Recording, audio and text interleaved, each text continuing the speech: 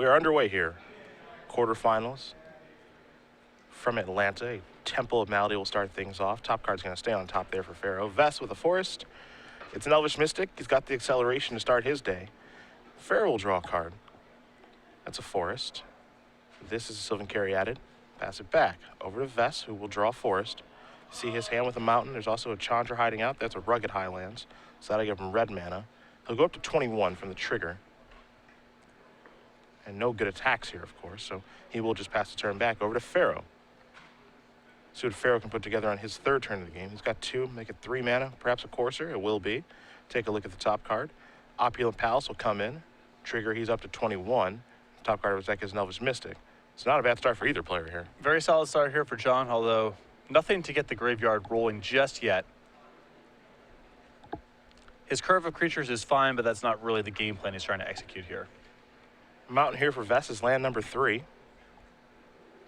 see an Ashclaw Phoenix. Looks to be his weapon of choice, though he does have a copy of Pelucrados and a Chandra in hand, too. So a lot of options here for Andy, but he's going to go with the 4-1 flyer. The risk here is if John has Doomwave Giant, Andy's set really far behind. Hornet Queen is the top card. It looks like there is a Doomwave Giant in Farrow's hand. He does have a fifth mana source, a 4th land. Going to sacrifice a Delta. Hornet Queen's a powerful card, but it's going to go away. Well, if John has the opportunity to cast Doomwave Giant this turn, I don't care what the top card of my deck is. I'm going to go ahead and get land number 5 and do that. Well, he does search up a swamp with the Delta, and I think we might have a Doomwave Giant on the way, and it is hard to pass that up. I will agree with you there. Yep, and there is the 4-6. Bye-bye. Ashclaw Phoenix will, of course, come back, but now it's a morph. And, of course, if Crewfix will even head into the red zone. Very powerful opening here for John. Yeah, great mulligan. Vess will play a Forest. That's land number 4.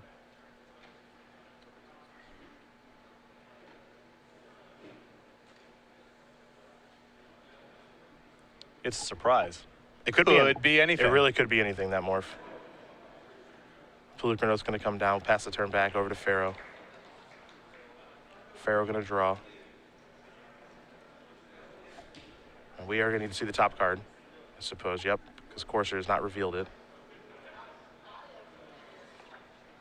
So a bit of a misstep there. And you see John already knows what card it is, so we'll see exactly what does happen here. Yeah, it says it's an Elvish Mystic.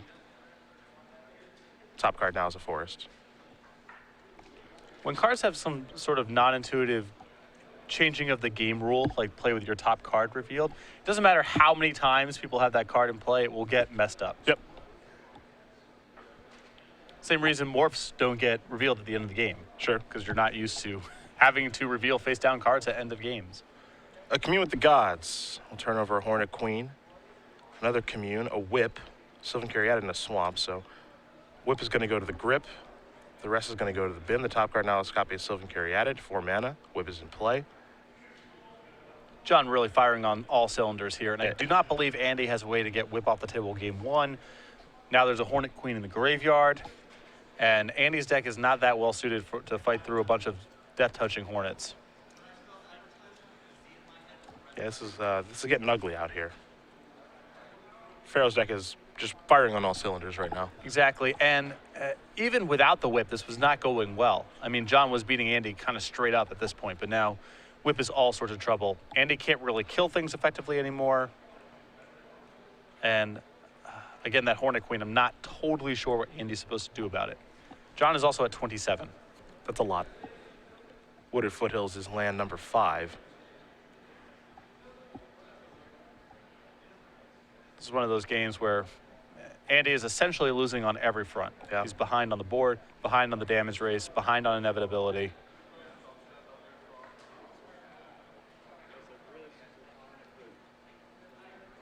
And he knows he's in trouble. And we don't know exactly what kind of hand John mulliganed away, but this is why it's important to mulligan aggressively with these kind of decks. When you get your pieces, each of your individual cards is worth so much more than one of your opponent's cards. Yeah.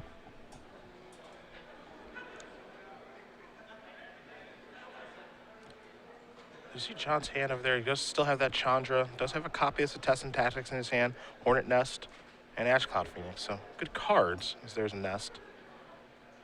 Here's a couple of mana. Lucanos gonna go after Doomway Giant, so not a bad exchange. Just pass the turn back.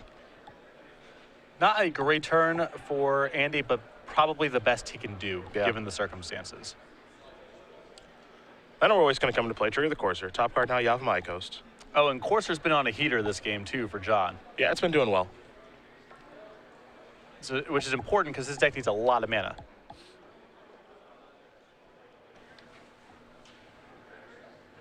Looks like we're gonna have a whip activation, perhaps, as he does tap 4 mana. Yes. Bringing back the Hornet Queen. Some insects will be joining it here in just a moment. And just a boring little attack for 2 in the air, but it is the 4 Death Touch flyers it leaves behind that are the problem here for Vess. They're all problems. Fair. Everything John has is a problem. Also a murderous cut in his hand. Yep.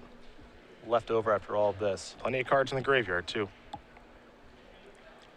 Happy to pass the turn back, knowing that he is very far ahead. Hornet Queen, a card that is making a huge impact in the standard format. There's definitely a cost to pay, but it's so powerful against Abzan that it's worth just having in your deck with the intent on casting. And if you're looking to build a Whip of Erebos strategy, it's about the best thing you can do because it's great to bring back through Whip. Also, your deck is going to be playing this slower paced game anyway. So you're going to naturally cast Hornet Queen a good percentage of the time as well. Chandra's going to try to get to work there on some of these insects, coming down and taking down 1, but Vess has got to continue to play defense here. There's no offense to be had yet. Nope.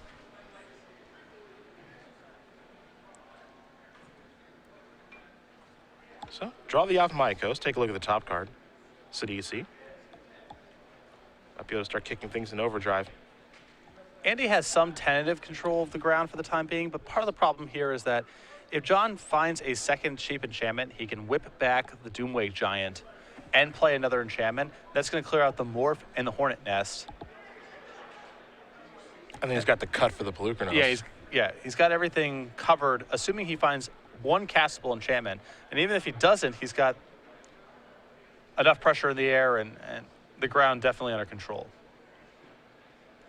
Well, there's a Mystic. Looks like we got a bit of a follow-up coming here in just a moment. Another Mystic, just going to pass the turn back. So boring stuff that turn, but interesting stuff probably the next turn with Sidisi. Vess draws his card for the turn. You can see the Rugged Highlands in his hand, so he's going to play that and gain a life. He's going to go to 13. Chandra going to take up, shoot down another insect. Chandra winning the war over the insects right now. And John without the ability this turn at least to get the Chandra off the table. Mm-hmm. Unless he's willing to make a pretty aggressive alpha strike here. Yeah, the one thing that these granddad monsters don't have, this deck doesn't have that it had in the past, is a way to kind of sweep up the board. Mizzium Mortars, Bonfire of the Dam, something like that. Doesn't have that anymore. Even something like Thundermaw Hellkite would have been really helpful here. Yeah. Now, there's a Stormbreath Dragon. That's not so bad. And it looks like that's going to come in the red zone, and it will. Farrow, no blocks, so he's going to go down to 28. Pass the turn back. Yeah, has Murderous Cut in hand, but there's not even a reason to move just yet. Yeah, John's he's got so much life. Satyr Wayfinder on top of the deck now. Sidisi was the draw, so it's guaranteed to make a zombie. And he will decide how he wants to cast the powerful card.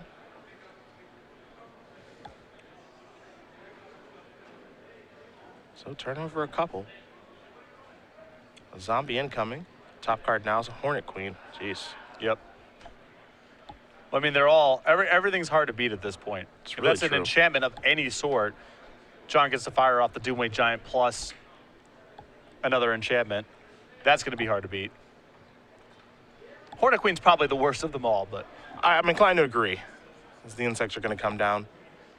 Put Chandra down to 1. And Chandra was doing a nice job of working away at that insect army, but 4 more are coming soon.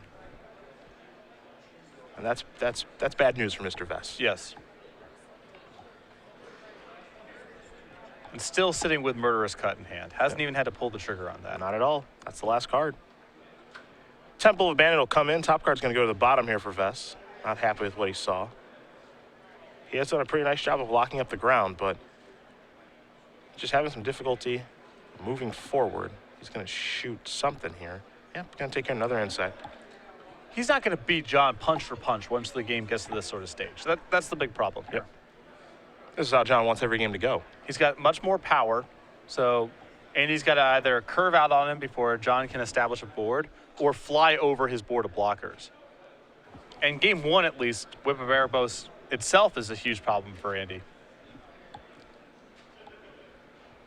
It's been a common theme with Whip of Erebos recently. Is like game one, it's a nightmare for so many decks. Most people can't blow it up. Even the white decks are not playing that many copies of things like Banishing Light. Ashcloth Thing is going to be unmorphed here. 2 damage. Going to be dealt. And now 8's going to come across in the air. So Vess trying to get to work.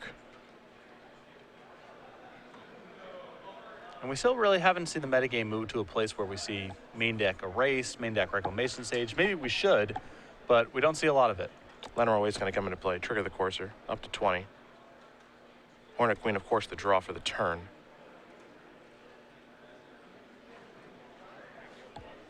And Farrow, his board is quite cluttered over there with a zombie in play along with Sidisi and an insect token that he's currently holding. Going to go after Chandra.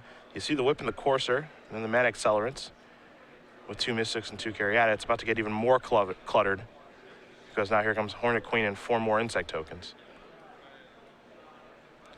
But the true lack of a card like Mizium Mortars, that's the kind of card that would have saved you in the previous standard format.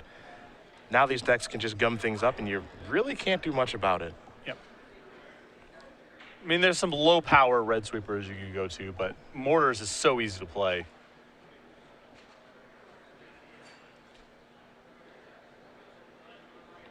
See an Ashcloth Phoenix over there in Vess's hand. He's already got one in play, but looks like it's going to be slowed down quite a bit by the insect tokens that are out there.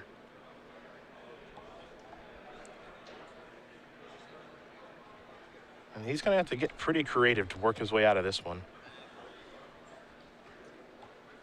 Looks like Chandra's going to start by going up. Perhaps he presses the 0 button, but he will go up. Take care of an insect token.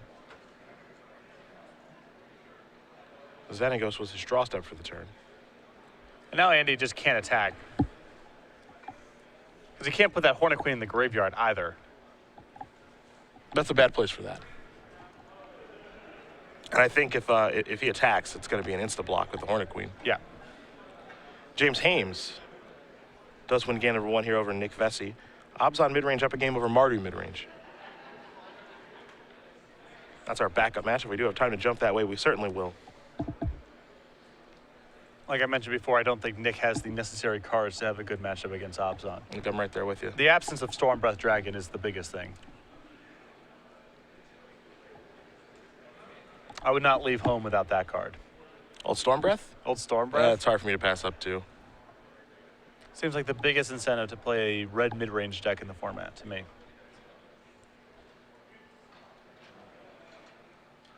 Well, Andy Vess agrees with you. He's got Storm Breath Dragons in his deck, but this is not the matchup for them. Well, they're still okay here. Not once we get to this stage of the game. Yeah. If Andy's on the play and he has a lot of mana acceleration and John's still getting his shop set up, Storm Breath could be really good. But once we get here, the problem is once we get here, no card in Andy's deck is very good.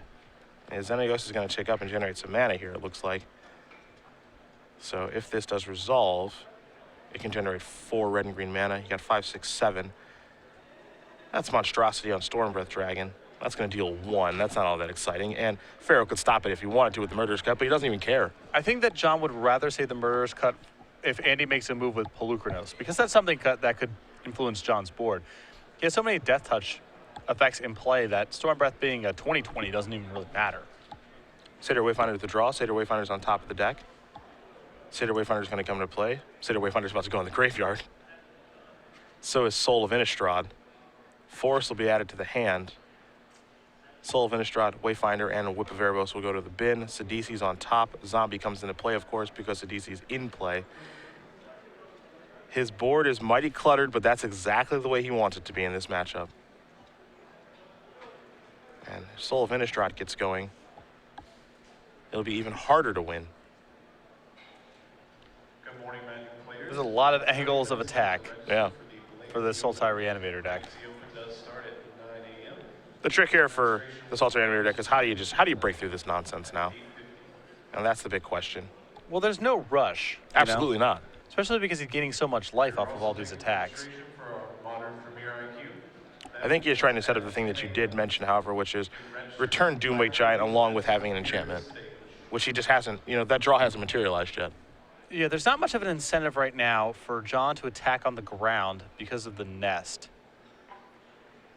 So I think he'd rather wait for a spot where he can clear off a lot of Andy's board. Maybe at that point he pulls the trigger on the Murderous Cut, gets the Polukranos off the table, and then he can start making some real attacks.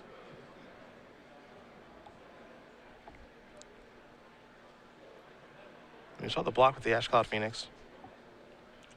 Looks like we're whipping something back here. And if John's got nothing going on here, he can do something, even something as anemic looking as whipping back a Wayfinder is fine. Yep, that's what he's doing. Turn over a couple of cards. He'll add Temple of Malady to his hand. Top card now is, another Hornet Queen. Seder Wayfinder's going to die. A zombie will come into play since there's a Sidisi, in play. So, just slowly but surely, he's got so much stuff on the board. He's like, Where's this go? Where's this go? All right, this is a good place for these things. I guess it's your turn. Hornet Queen's my draw. So, top card of the deck will have to be turned over here. Well, that is a Hornet Queen, so we're good on that front. He's just organizing his graveyard. And then the Seder Wayfinder that died from the whip is going to have to be removed, so we'll make sure that that's correct. Don't really blame John for losing track of one of his 47 permanents and triggers. Yeah. So he should have a Seder Wayfinder in play. That is correct. And then he should have a Seder Wayfinder removed from the game. So, as he did whip one back.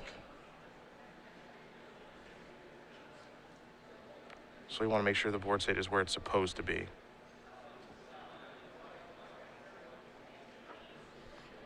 None of this amounts to very much, though. No, not really. Obviously, we want the game state maintained accurately, but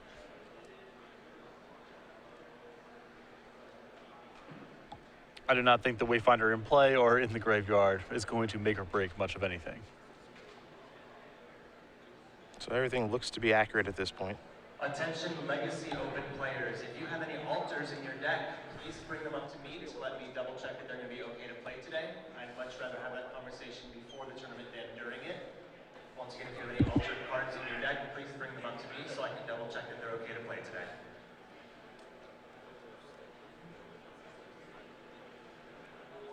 Susanna goes just make a token and pass the turn back. Yeah, no attacks for Andy to make at this stage.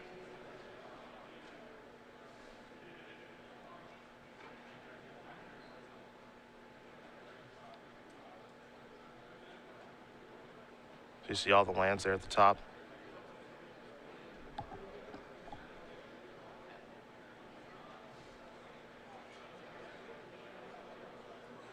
All right, players agree that's how the board state's to be, so Hornet Queen will be the draw. Whip of Erebos is on top of the deck. Hornet Queen will be simply cast. Third one of the game.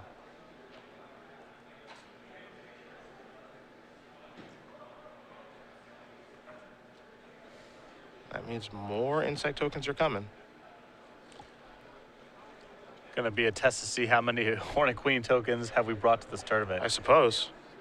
This may be a new record.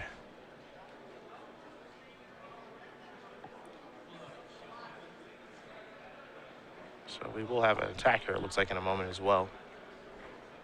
2 more tokens necessary. There they are. At this point, I don't even think John needs to do anything about the Xenagos. He could just beat Andy to death at this point. I wouldn't even care about that card. Here's Ash Cloud Phoenix. It's going to turn up. It's going to deal 2 damage.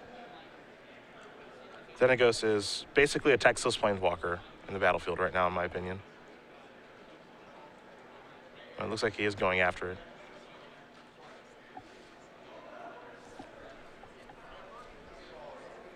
And with both players having access to each other's deck lists at this point, if you're John, he just doesn't have any way to get out of this, and there isn't anything that he can ramp into with Xenagos that is frightening. There's not even an effect like Crater's Claws, which is just like, well, I need to minimize the amount of mana that he can generate because he can maybe Creator's Clause me for 15 or something. That's not even there.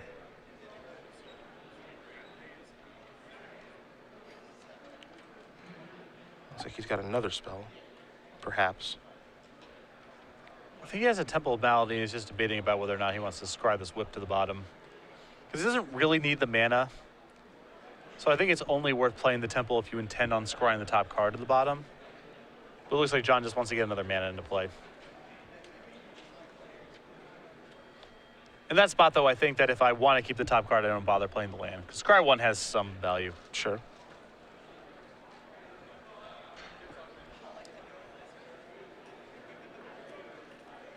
So Vess's hand right now has an Ash Cloud Phoenix, another copy of Xenagos.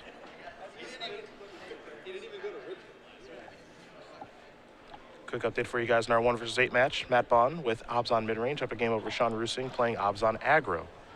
Felt that's how that match would probably break down. It's a tough matchup for Obs on aggro.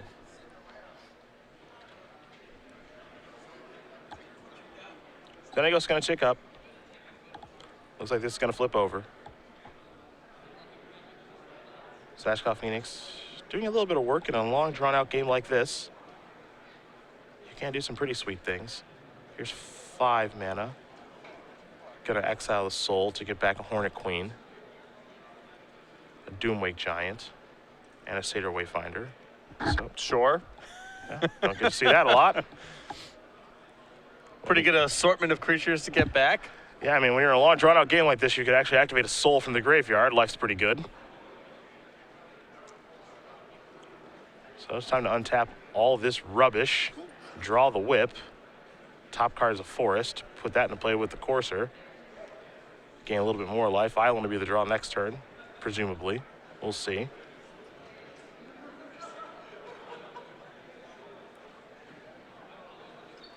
We're going to go reaching for all those insect tokens now.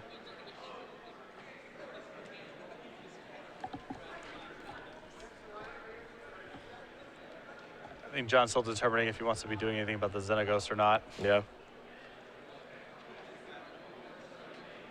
Looks like we're going to play a Doomwake Giant first. And I like that. Get those Phoenixes off the board. Or at least turn them down so it's clear that you can attack in the air. He can also play a replacement whip here and maybe clear out the Hornet's Nest and some other nonsense. Satyr token as well. Yeah, I think John's just trying to determine, does he have a lethal attack here if he clears out enough of Andy's blockers? Yep. I suspect the answer is yes. With Andy down to 7, and you likely have nothing to play around as far as an instant is concerned. And John's still okay. with a murderous cut left over, too. Yep. Yeah, Cuddy's had the entire game. I think even Andy knows he's beat at this point. Yeah, he's going to pack it up. John Farrow's going to win game number 1 here over Andy Vess. Sultai Reanimator up a game over Green Red Monsters. As we will come back to the booth, it is time for our first Star City Games Premium giveaway. Patrick has the rules, and I have the first question. So Cedric will ask you a question. You'll tweet your answer at SCG Live and hashtag SCG Premium. Of the correct responses, one will be selected at random for 3 months of Star City Games Premium content. Please keep in mind this giveaway is run at the full discretion of StarCityGames.com and that Twitch TV is in no way affiliated with giveaways on stream. Also, make sure you're following us on Twitter so we can get that prize over to you. John Farrow's Sultai Reanimator deck list is a rather innovative one that we've enjoyed watching so far as he is up a game here in the quarterfinals. He does have a 1 of black creature that does cost 6 mana. If you were paying attention, you actually got to see it be activated near the end of that game. Name that 1 of 6 mana black creature that he does have in his main deck. And if you can, hashtag the answer with the hashtag of SCG Premium. Make sure you're following at SCG Live, and we will announce the winner at the conclusion of our quarterfinal round, which looks to be a rather lengthy one. These games don't go too quickly. With Obzon mid-range, Mardu mid-range, which can take a while sometimes, although it's a little bit on the faster side, and DC Whip, I think we'll be settling in for a long elimination rounds. Well, we will head back down to the match. We will take a look at the sideboards here, and it is going to be 4 copies of Goblin Rebel Master, 3 Reclamation Sage, 4 Lightning Strikes, 2 Perforos, God of the Fortune, 2 copies of Arc Lightning. I do think I like Perforos in this matchup. Well, I'm not sure. I definitely like Reclamation Sage. That's got to be the first card that comes in. Answers Whip, Doomway Giant, Courser, Crewfix, a number of things. After that, Perforos seems okay, but I think that John's deck is more about locking up the ground than it is necessarily about having a damage race. I think that the Rabble Masters, the Reclamation Sages, and the Perforoses are all reasonable cards, and it just depends on what card Andy wants to cut out of his deck. I think the 4 copies of Hornet Nest has to come out. I think the Setest and Tactics are not great in this matchup. And then there's probably a little bit of shaving that can be done as well. So I think there's room for all 9 cards, and they're probably upgrades over the other things that Andy has going on in his deck. Other side of things, you'll find more Reclamation Sages, 3 for John Farrow, 2 Negates, 4 Ashiok Nightmare Weaver, Liliana Vess, 2 Drown in Sorrows, and 3 copies of Thoughtseize. Not that excited about anything that's going on here. I saw John bring in Ashiok against Mardu earlier on in the tournament, which I wasn't that thrilled with, but it means that I guess he values Ashiok in most mid-range creature matchups. The Drown in Sorrow is okay if you think that Andy's going to be bringing in Rabble Master and Reclamation Sage, but not very good against the rest of his deck. I suspect the Drown in Sorrows will be coming in, and possibly Ashiok. Okay. I like Ashiok in this matchup. And we saw him bring it in yesterday, too, when he was playing for top 8. Yeah, that's why. I suspect that John brought it in a similar matchup before, so I believe he'll bring it in this time as well. As far as updates are concerned, there are other matches for you guys at home. Again, Matt Bond, our #1 overall seed with Obzon midrange, up a game over Sean Rusing, playing Obzon aggro. And then we've got James Hames with Obzon midrange, up a game over Nick Vesey, playing Mardu midrange. The other last match, #2 overall seed, Brian Scholl, playing Mardu midrange against JT Hendricks, also playing Mardu midrange. They're still battling it out. No update there yet for you Mardu fans, but if we do have an update, we will let you know. Well, I take that back. Brian Scholl, the winner of the match, takes down JT Hendricks 2-0, so he will be our Mardu player advancing there, waiting to play the winner of James Hames and Nick Vesey. Brian, the build with Bermaz, which you've said earlier that you really like. Big this fan. Particular metagame. Big fan. Looks like James Hames and Nick Vesey headed to game number 3 between Obzon midrange and Mardu midrange. So a good tournament there for JT Hendricks, but not able to continue on. Looks like he'll be getting ready for the Legacy Open. That'll be starting in just a little bit here. We do have players filing in, getting ready to cast their treasure cruises and their brainstorms. See if we get a 9-rounder today. I was really impressed with 470 showing up on a holiday weekend. Yep. Will players stay at home and watch football with their families, or do what's important and play Magic? There are no bad choices here. Debatable. I'd rather get out of the house and play Magic. If I was a Falcons fan, I would definitely be here, you know. Sure. Hey, well, hold on. That's the first place Atlanta Falcons, mind you. I guess, sure. That's true. At 4-7, they're in first place. That's pretty impressive. They should just take that division and dump those teams into the SEC. First place, baby. Tied for first with the New Orleans Saints at 4-7. That's just a really good division of football. Yeah, I guess so. Might be the first time in history that 6-10. 6-10 is live to win the division. They shouldn't even be allowed to play in the playoffs. No. Everyone should just be banned. It's a pathetic display. At least give Auburn a crack at it, you know. Did they win that thing yesterday? What do they call that? The Iron Bowl. Ah, yes. The reason Todd Anderson was not here watching the Iron Bowl from home. A likely excuse, Todd. It actually is a likely excuse. Yeah, it is. You're right. I believed him when he told me that. I'm gonna check in. See how they did. Though I guess I would have heard something from Todd if they didn't win, or Callie. Big Alabama fans.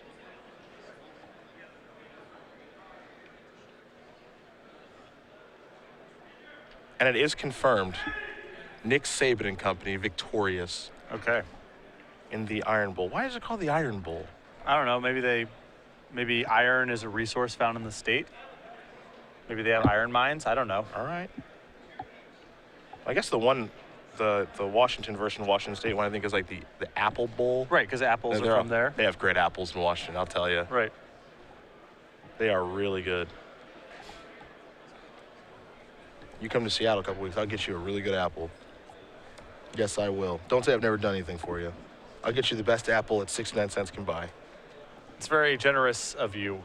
What? It's actually not particularly generous. Our friends but it's nice for? of you.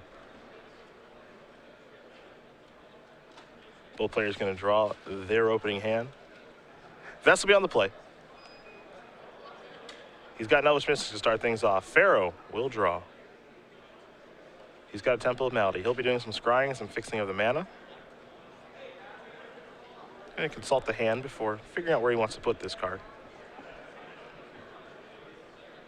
You see a Xenagos in Andy's opening hand here, and this is one of the high variance cards of the matchup. If John's draw is a little fumbly, if it takes him a while to get set up, Xenagos can be really powerful, but if John gets the board locked up like we saw last game, it doesn't really do very much.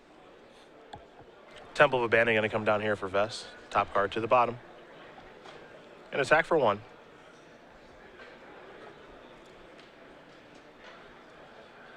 Well, we're going to head back Farrow's way, it looks like. Though, looks like Vess does have a copy of Perforos in hand. I had a feeling he might bring that in.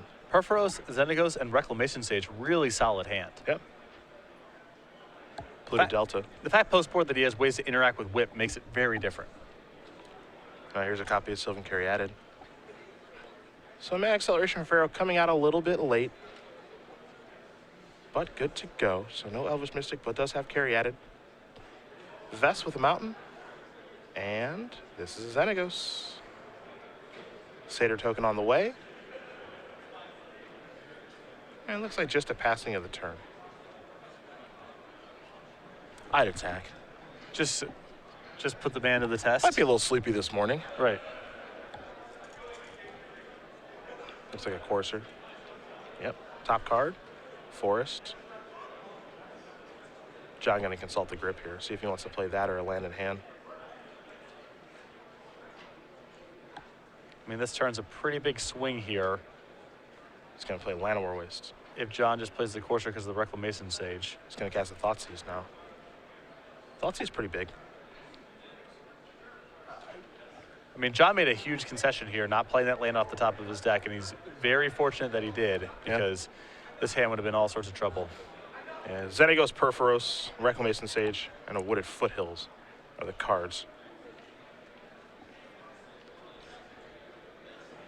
So John, of course, will take 2 from the Thoughtseize, 1 from the Llanowar Waste, and then decide what he would like to select with the discard spell.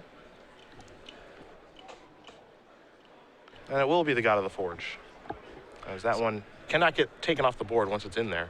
So this is a great setup for John if he has Drown in Sorrow, because most likely this Reclamation Sage is going to go after Courser or Crewfix. Yep. Though it does beg the question on if you're supposed to save the Reclamation Sage for a Whip of Erebos. The problem is, you know, right now John has nothing going on in his graveyard. The lifelink doesn't matter because he has no power in play, and your entire team is brick-walled by the Courser. So I understand you're worried about Whip of Erebos. It's John's most powerful card. Like that one right there. But I don't think you can. I don't think you can afford to just say, okay, I'll leave your Courser in play, start, you know, finding extra lands and setting up your draws. Well, that's a pretty good commune there. Doesn't get to that top card just yet. Has to select a card first.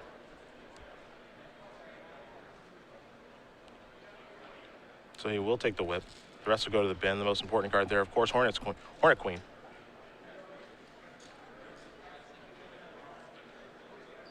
Now the top card there is Satyr Wayfinder.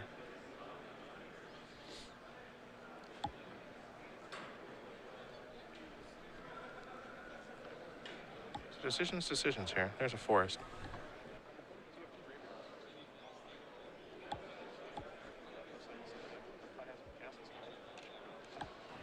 There's Xenagos, number 2.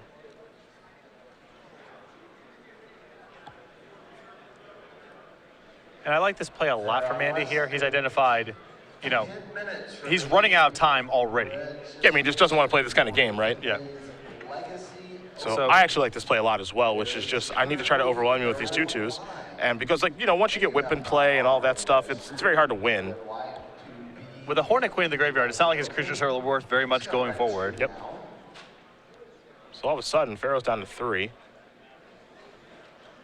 I'll draw a copy of Satyr Wayfinder. And he might just be able to push John out of the game before he can whip back that Hornet Queen. Yep. It certainly seems as though that's the plan. We'll say that.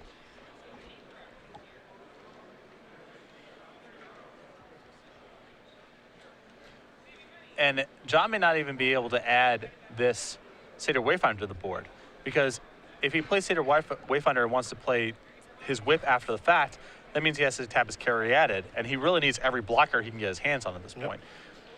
The Wayfinder plus the Courser plus a land drop puts him to 7 if Andy attacks with everything. He blocks the 2 biggest things, and Andy still has exactly 7 coming across if he makes a token with Xenagos. So that line of play does not work right now. And John's realizing this as well. He cannot play Whip plus Wayfinder this turn and survive on board. He's going to play Wayfinder here. Take a look at the top couple of cards. 2 Wayfinders, Temple Malady, you have My Coast. Coast will come down. Top card is a Doomwake Giant. He'll play the Coast, go up to 4, play the Whip, and just hope the opponent makes a mistake, I think, is the plan. Yeah, I just don't think this works if Andy makes a token and attacks with everything. I think he has exact 7 coming across. Draw. I think he's got another Xenagos in his hand too, so. You see he's going to set up and see, okay, how much can you do to me? Yep, make a token. Yeah, make another Xenagos, make another Satyr token. This makes it super easy too. Sure, this is unnecessary, but it is in case Andy is worried he's counting wrong. Yep, there's another Satyr token. He's got the other Satyr tokens on the side saying these are the ones that you'll block, and the rest of the damage will come through. So Andy Vess is going to tie things up here against John Farrow. Green Iron Monsters and Sultai Reanimator are going to be headed to a 3rd game.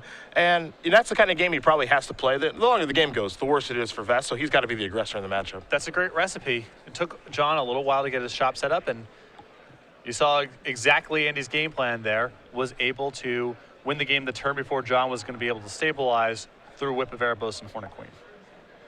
You take a look at the sideboards here yet again. Not too surprising to see Reclamation Sage there from Vess's side of things. Perforos too. Don't know if we'll see Lightning Strike. I can't imagine we'll see Goblin Rebel Master on the draw. Seems pretty poor there. And I don't think we'll see Arc Lightning either, though it does have some uses in the matchup.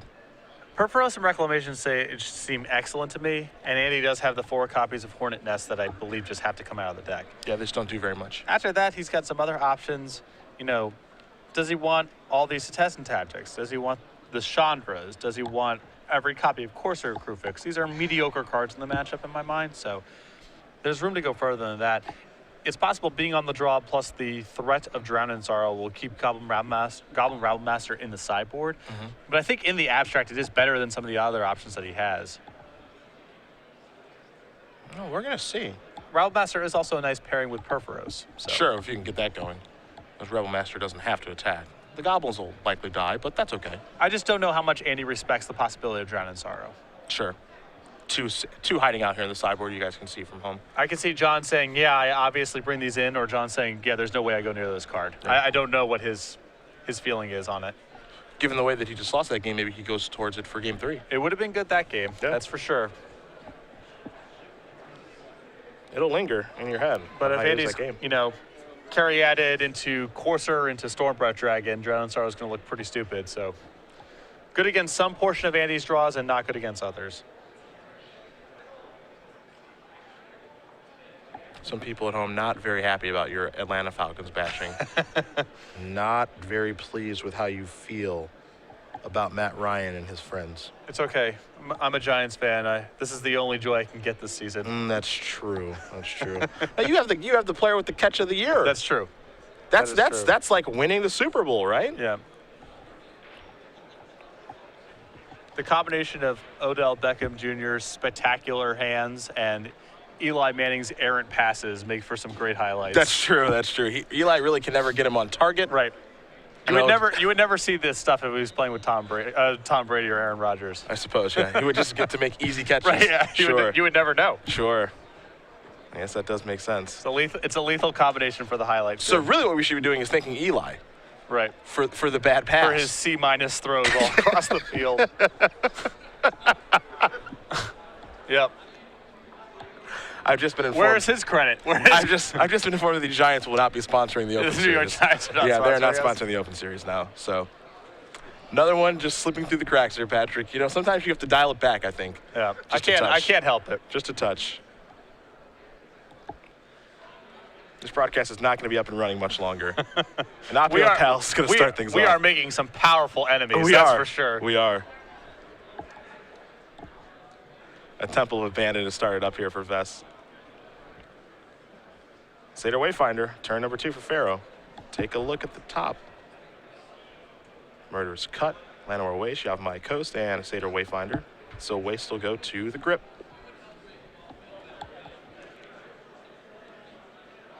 Vess, does he have Mana Acceleration?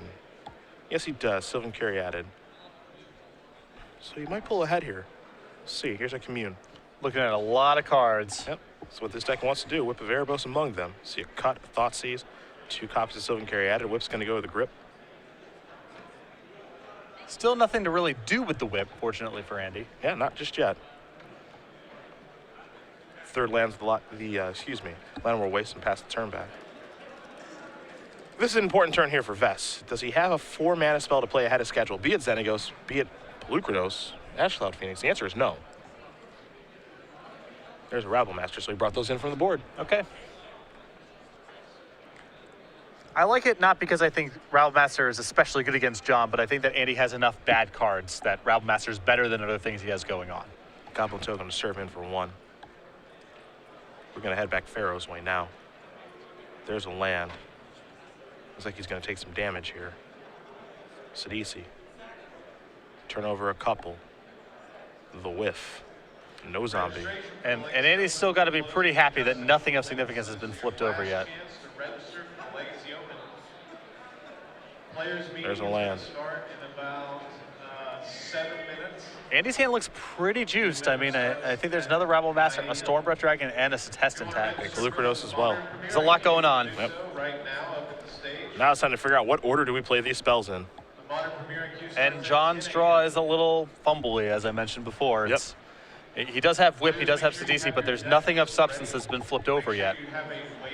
And John can't afford to take an entire turn off casting Whip at this point.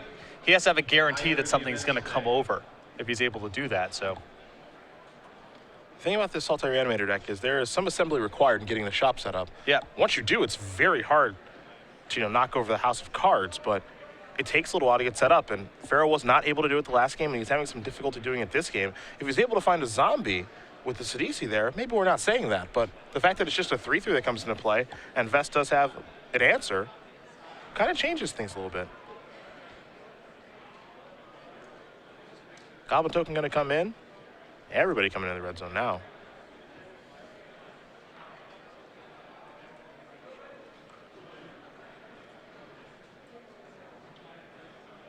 So we'll see what does happen here.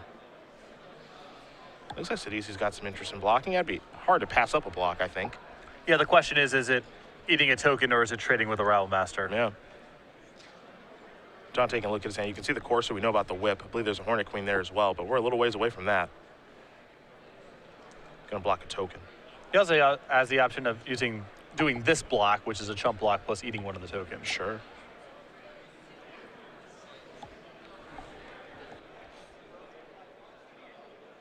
So we'll see if things do work out the way that Farrow would like them to. There goes a Goblin Token. Follow up, Pelucranos. The big guy. Take a draw. This is pretty nice. I mean, it means that the ZZ can't attack unless John has something like Murderous Cut, in which case the Stormbreath Dragon that's in Andy's hand is then freed up. Farrow in a tough spot here. Looks like he's going to take one to cast a Corsair. Yes, looking for land. Found it. Delta. Top card, Delta. That was important.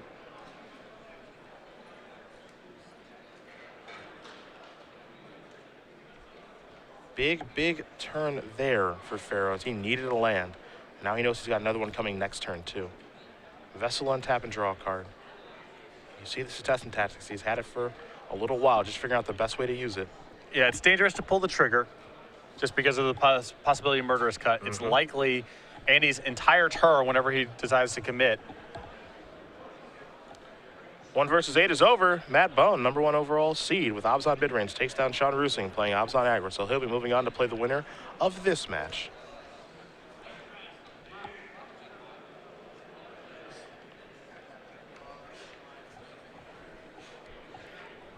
Also, Andy has so many easy outs to not have to use the succession tax because he has really good stuff to do this turn. You can play another Rabble Master.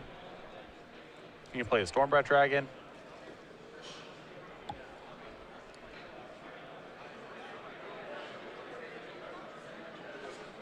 I don't like playing the second Pelucranos. Bold. I think we can write that play off. Somebody's had their coffee this morning. On the ball already. I think the judges said, Mr. Vess, it is time for you to make a play. Stormbreath Dragon. We're going to the skies. Token. Everybody.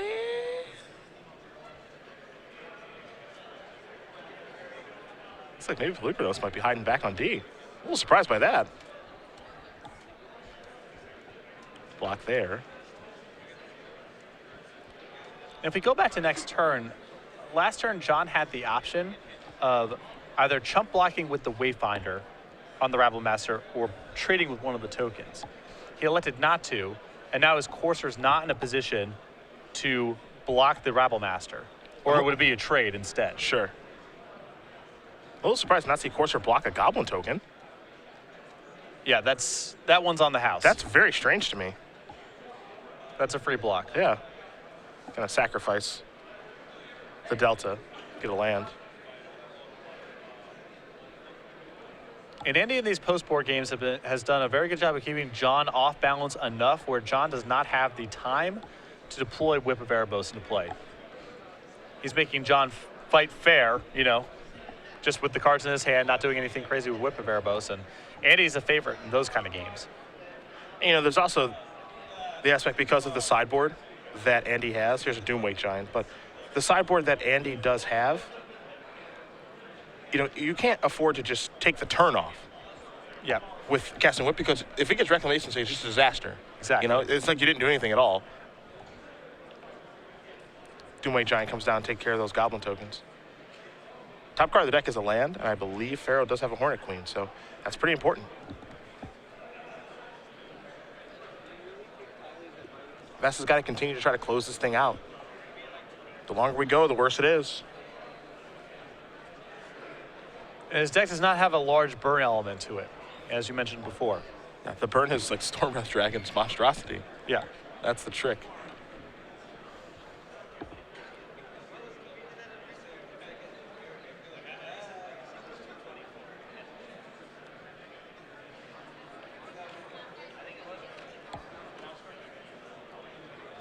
Beatdowns.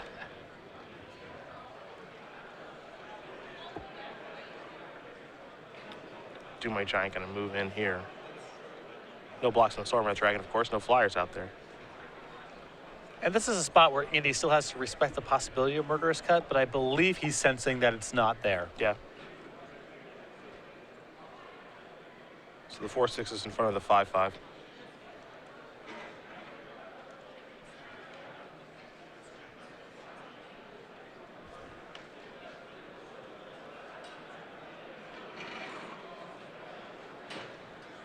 Really make a move. Right, players' seatings for the Legacy Open are posted. It's also just a question of how In the center of the room. conservative can you afford to be when you know these Hornet Queens are coming down the pipeline. Yeah, Find your seat. Seatings for the Legacy Open. it's a real question. 4 damage is going to come across.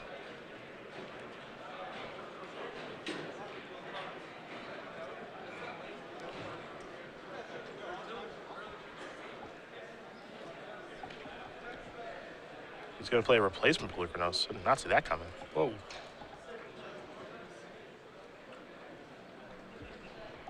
That's very surprising. He had a Rabble Master in his hand that he elected not to cast.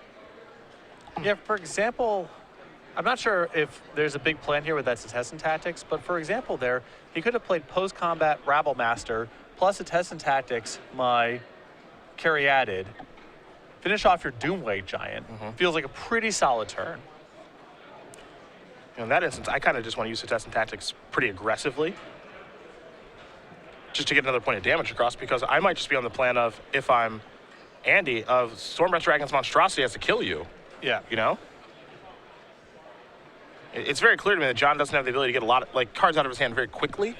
So Back players who want to sign up for the Modern Premier IQ And his mana base is a little painful too. Like if you're expecting Hornet Queen to come down, you can say, okay, well, I know what's on top of your deck.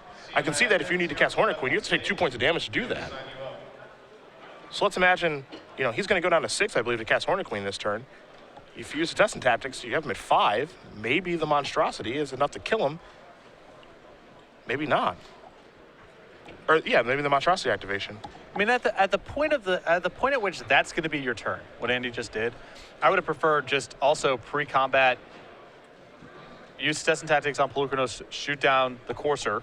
Sure. And play a Rabble Master attack with Stormbreath Dragon. Sure. Now Hornet Queen showed up.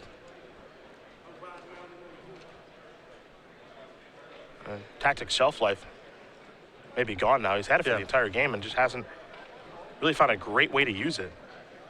I understand the urge to play around Murderous Cut. I do not believe what Andy did the previous turn qualifies. Yeah. There's also, too, at the beginning stage of the game, right, we saw 2 Murderous Cuts get turned over, so you can only play around it so much, right? There's only 2 left in your opponent's deck. Yes, they haven't played one just yet, but can you afford to even play around one? Does it make sense to try to play around one? I just don't even think that qualifies as playing around it. Sure. If that's going to sacrifice the Foothills, go get a Forest.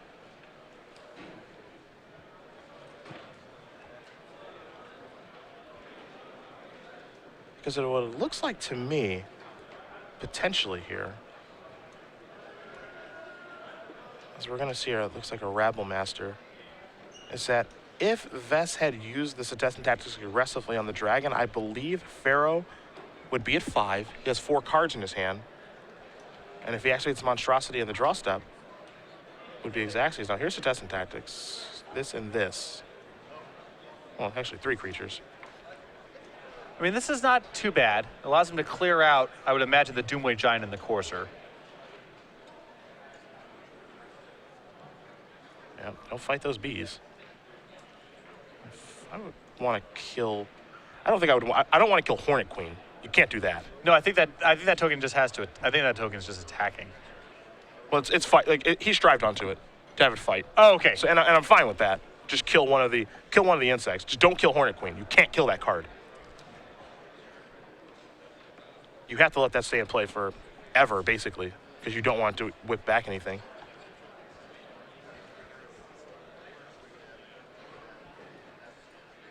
And right now he would have 5 cards in his hand, so that game plan that I laid out may have actually won him this game. Or at least cause him to modify his play. Maybe he has to cast Whip instead of a second Hornet Queen. Yeah. Because now, I mean, clearly now this is where things get really, really ugly. He's untapped. He's got 7 mana. He's got another Hornet Queen in his hand. He's got Sidisi. He's got a Whip in his hand. He's got a lot of options. Good morning, Legacy players, and welcome to the Legacy Open in Atlanta, Georgia. Yeah. Y'all are a lively bunch today. My name is Jason Flafford. I'm a level 3. See what the play is going to be here. I'm organized play coordinator for Star City Games. It's my pleasure to host you today at this Legacy Open. A few announcements before we get Looks started. like maybe Satyr Wayfinder, maybe not. It's a tough turn here for John. Yeah, the threat of Stormbreath Dragon is really challenging. He also doesn't know. It's not impossible that Andy's brought in his Lightning Strikes or something like that. His Arc Lightnings could be in the deck. A little bit of reach. Yeah, so he has to also consider the, though low, potential of getting burned out on top of the Stormbreath Dragon trigger. Satyr Wayfinder. Check out their stuff. There's a Forest. Also, That'll be the land for the turn. no food and drink on the table. Looks like 4 You mana. don't want your cards to turn into Mountain There's Sidisi. Two-Name Nemesis. So Zombie's going to come in now, too. All right, fine.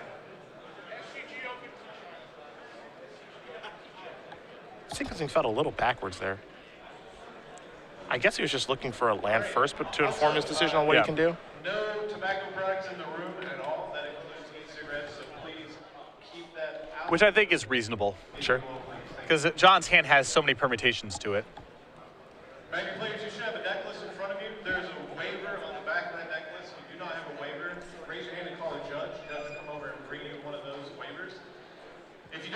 a player sitting across from you, please raise your Pelucranos and Satyr. around and make sure that Excuse me, Sylvan Caryatid are the only 2 cards here in Vess's hand. And I don't know how he gets through this now. Like, this is the situation you don't ever want to be in when you're playing against this deck.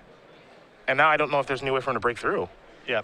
I mean, he can Storm Breath great pleasure to introduce inside of John's draw step, and then basically hope John tricks himself into not playing the whip or not attacking aggressively enough. But We've gotten to the state in the game where Whip of Erebos matters. yeah. And I think the entire goal is to get to the state where Whip of Erebos doesn't do anything. And for the first few turns of the game, you know, Andy was putting enough pressure on John where that's what was going on. John had the whip the whole time and could never deploy it. And that's how he won game 1, or game 2. Yep. Just overloading with Satyr tokens, making it so that casting Whip is never a good option. There are a couple of things that I want to make sure that everybody. Maybe a monstrosity activation in the draw step. Today we are playing at competitive rules enforcement level. That means 2 things for you guys. That means that we expect you to understand how your cards work, understand how the rules work, and James Hames, a number 3 overall seed, does win our backup match. Abzan midrange takes care of Nick Vesey playing Mardu midrange. So he'll be playing against Brian Scholl, who is also playing Mardu. So another of that on the other side of the bracket. And then Matt Bond playing Abzan midrange is waiting for the winner of this one. And it looks like he might be heading John Farrow's way now. It may take a while, but I do think that we've hit the point of no return. Yep. Even if Andy rips a Reclamation Sage or something to deal with this whip, I still think he's going to be hard-pressed. He has to rip Reclamation Sage. Yeah. To be able to play Magic now. And the problem here is that Farrow is going from 2 up to something more than that. during your match, make sure you keep track of your belongings. 2, please. 4, We have 6, 7, 8. at past events had some instances of theft. If you have your So he's gonna go up to 10. foot or a chair leg and you have it in front of you rather than behind you on the He's floor, got all of those flying insects back on defense. leave your possession. People like to call them Doom Blades back on defense. There's the whip. See you later. During the day today, when you call for a judge, please make sure that you leave your hand in the air. So Wayfinder goes to the graveyard from the block on Pelucranos. But we are not that good at finding which player. And then is Hornet safe. Queen does get removed because of the whip activation. But now, this is the same spot that Vess was in game 1. Exactly. And there's really no great way for him to get out of this. Stormbreath Dragons, its time is over now that Hornet Queen and all those insects are out there. Pelucranos can't generate enough of an advantage to go crazy and shoot all of this stuff down. And Rabble Master is just outclassed on this board. Done with your match. Please sign your match slips and bring them up to the stage as soon as you're finished. As you mentioned, it might take a little while, but I think this one's heading Farrow's way. And I think Vess is starting to realize that here.